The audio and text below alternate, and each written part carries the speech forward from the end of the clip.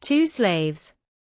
In an era when the trade of slaves was common, a wealthy master purchased two young men, one, named Jamal, meaning beauty, for 100 dirhams, and the other, named Kamal, meaning perfection, or completeness, for 20 dirhams.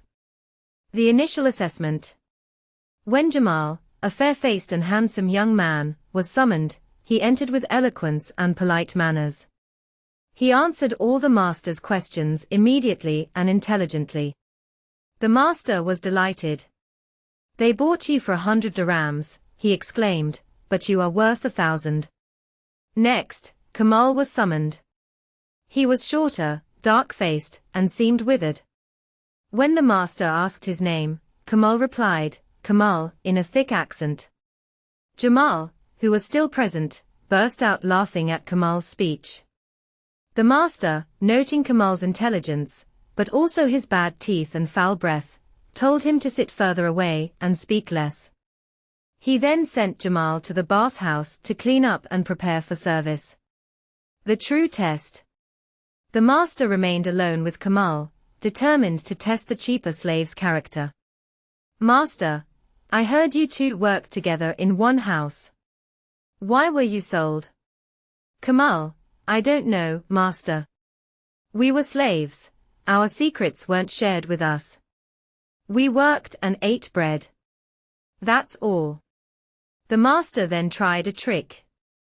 "Jamal told me you are very envious, disloyal, a tattletale, and a gossip." Kamal replied calmly, "If Jamal said these things, he spoke the truth. Perhaps I am envious because I wish to progress. Perhaps I am disloyal because I would never conspire against my master. And perhaps I am a tattletale because I report back everything I am sent to investigate, including my own opinion. No one truly knows their own flaws, and perhaps Jamal's assessment is correct." The master then pressed him, "Now, tell me any flaws you've seen in Jamal, so I know how to treat him." Kamal: "I have seen no flaw in him. Jamal is pleasant and well-mannered, and everywhere, people hold him dearer than me. His value is 100 dinars, and mine is 20. He clearly has good qualities that everyone sees. Goodness and badness never remain hidden." Kamal confirmed that he was not content being a slave, but that his duty was simply to work and serve well, regardless of the location. The master inwardly praised Kamal's nobility and honesty. Jamal's failure. When Jamal returned, the master sent Kamal to the doctor. He then began the same test with Jamal, asking why they were sold. Jamal: "I had no fault. It was because Kamal was lazy and talked too much. The previous master got tired of me too, having lived with that foul-tempered creature. But I can't imagine you finding a better slave than me." The master then used the trick again. "Kamal said you are very envious, disloyal, a tattletale, and a gossip." Jamal: "Look, sir. When I say Kamal is malicious, this is why. He cannot stand to see me better than himself, and out of envy, his face has turned black. This disloyal tattletale slanders me constantly.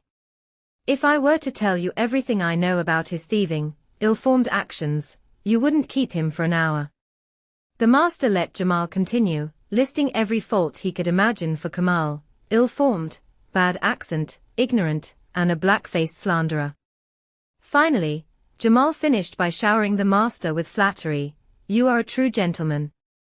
I always saw your face in my dreams, and now that I am here, all my hopes are fulfilled." The judgment. When Kamal returned, the master called them both forward. "Master, O Kamal, your only fault is that your health was neglected. I will treat you, and you will always stay with me." He then turned to the beautiful Jamal: "But O Jamal, you have become proud of your appearance and assume everyone is as superficial as you are. It has been said since ancient times that a beautiful outward appearance is nothing, bring a beautiful character. Since Kamal does not act unfairly even in your absence, I trust him. From this moment, you must learn sincerity from Kamal. Whatever he says, you must obey. The two were assigned to dig water channels in the master's garden. Within an hour, Jamal sat down. "I'm tired. This work isn't for me. Let's work badly so the master sells us, maybe we'll find a better one." Kamal: "No, dear Jamal, don't worry.